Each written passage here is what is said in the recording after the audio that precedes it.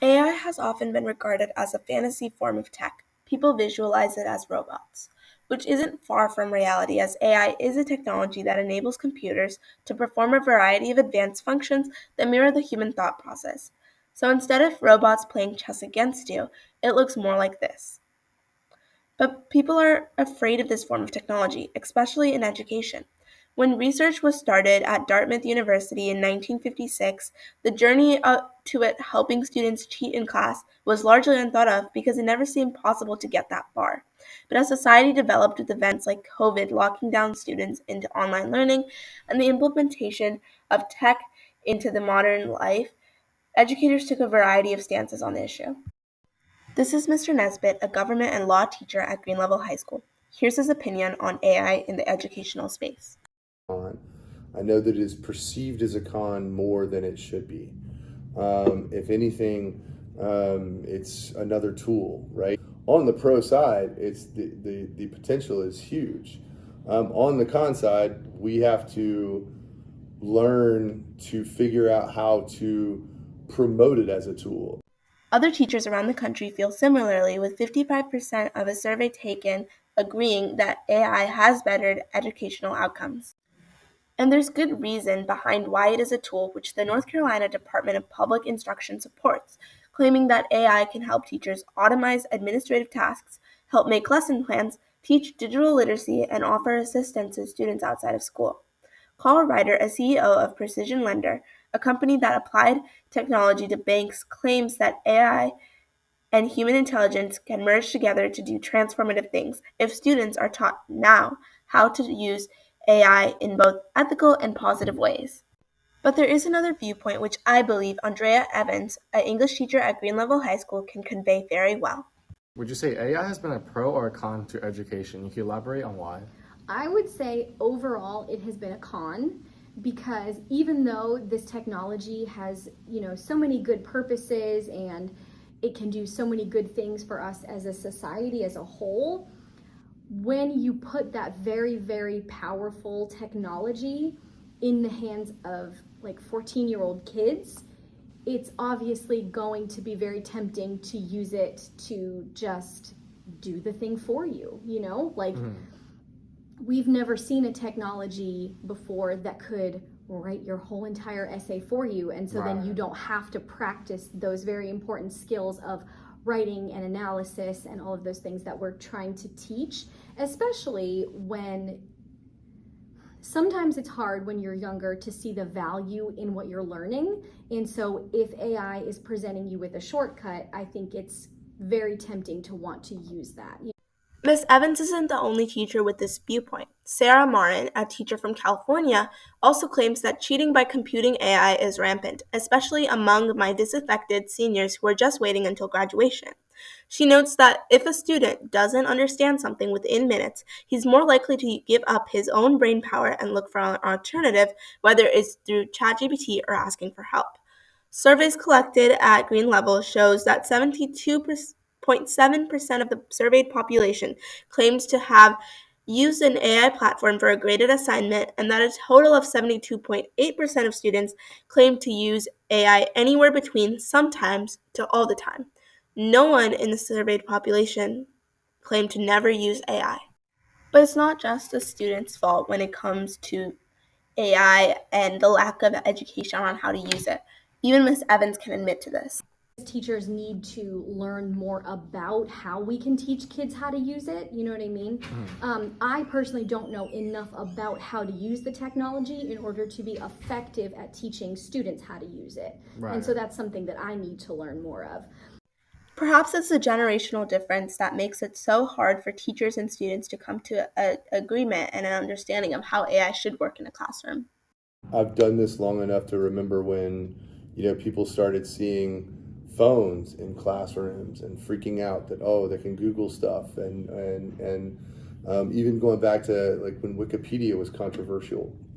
So it's just another tool that we have to get used to. Is you have people for whom that technology comes more second nature or automatically or intuitively, because you guys have grown up surrounded by this. It's like, of course, AI is the next thing. And, people who are my age are like, oh my God, it's going to be the Terminator, And so we have to figure out how we can use this. So what's next? Wake County has chose to allow ChatGPT to exist in the educational space. The next step is working to adapt. The school administration has worked on honor code regulations regarding AI. Teachers and administrators are going to seminars about AI, but it comes down to the methods and progress in mentality. Teachers need to introduce useful AI tools so that students don't rely just on ChatGPT and can actually learn. DEAP Learning Lab is one of those tools. It's a tool for AP history classes that have many useful functions. Now let's try out these buttons on the left, labeled SAQ Workshop.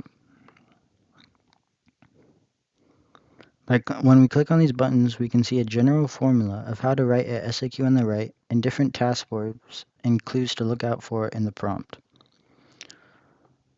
On the left, you can see 3 boxes where you can input a prompt, a stimulus, and your response to the prompt, which will be graded by the AI bot.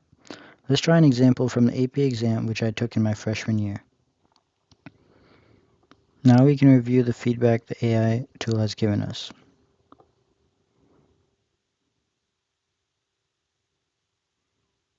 It will give us an overview of the prompt, our response, and then it will evaluate our response on accuracy and give an explanation as well. Then give us a point value. Pay particular attention to the detailed nature of the feedback. It gives in clear instructions and guidelines on how to gain all points and if we did so. Part C. Oh, it seems like we got part C wrong. Let's see their explanation. Your explanation is based on an incorrect premise. The increased demand for enslaved peoples led to a decrease in the male population, which caused social and economic disruptions in African societies. So our response actually said increase. So the AI tool accurately pointed out the flaw in our response and gave us a 0 for that. So you can see similar features in the LAQ workshop and DBQ workshop. Other types of FRQs that are central to get a good grade in any history class or any AP class. Lastly, let's showcase the QuizBot feature in the top right. This tool generates sample questions tailored to a specific unit of your choice, offering a focused and efficient study method. By stimulating real exam conditions and targeting key topics, it helps reinforce your understanding and ensure you're thoroughly prepared for assessments. It's clear that there are ways to use AI responsibly if following WCPS's guidelines and using programs like DEAP. But teachers need to be willing to embrace change because if it's understandable that they don't want their students to be dependent on AI, nor do they want AI becoming more competent than the student. But an expert in AI could ease teachers' minds. According to Chris Dede, a senior researcher and associate director of research at the National Institute of Adult Learning and Online Education. Don't be scared, but figure out how to use this to your advantage. Yeah, don't be scared. AI is not smart. It really isn't. People would be appalled if they knew how little AI understands what it's telling you, especially given how much people seem to be relying on it. But it is capable of taking over parts of what you do that are routine and predictable, and in turn freeing up the creative and the innovative and the human parts that are really the rewarding part of both work and life. If you take one thing away from this documentary today, I urge you to apply a shift in your perspective. Together, AI and humans can achieve knowledge and discovery, supporting each other's growth in a productive way.